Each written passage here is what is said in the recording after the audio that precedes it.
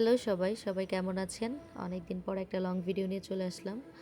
আজকে আমি মাছের মাথা দিয়ে ডাল রান্না করব। তো এর জন্য আমি এখানে মাসকলাইয়ের ডালটা নিয়েছি। এখানে 250 গ্রামের মতো আছে।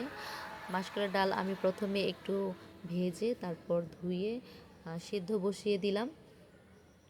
আর দিয়ে দিলাম স্বাদ মতো লবণ। ফুটে আসা পর্যন্ত অপেক্ষা করব। এই তো ডালটা ফুটে আসছে। এ পর্যায়ে আমি বেশ কাঁচামরিচ দিয়ে দিয়েছি। আমি বেশ কিছুক্ষণ ফুটিয়ে নেওয়ার পর ডালটা কিন্তু আমার সিদ্ধ হয়ে গিয়েছে, দেখতেই পাচ্ছেন। আমি এখন হাতার সাহায্যে ডালটাকে একটু আধ ভাঙা করে নিব। এই ডালটা কিন্তু আধ ভাঙাতেই ভালো লাগে খেতে। তো আমি এখানে দিয়ে দিচ্ছি 1 চা চামচ হলুদের গুঁড়া, মরিচের গুঁড়া আর ধনিয়ার গুঁড়া, সবগুলোই কিন্তু 1 চা চামচ করে দিয়েছি। তো এখানে আমি মাছের মাথাটা বেশ ভালো করে ভেজে নিলাম।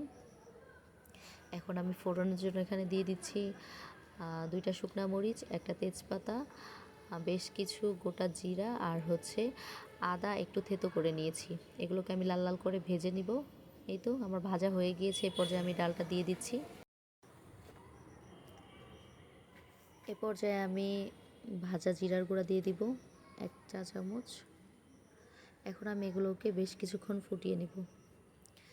এই তো আমার ডালটা কিন্তু একদম রেডি।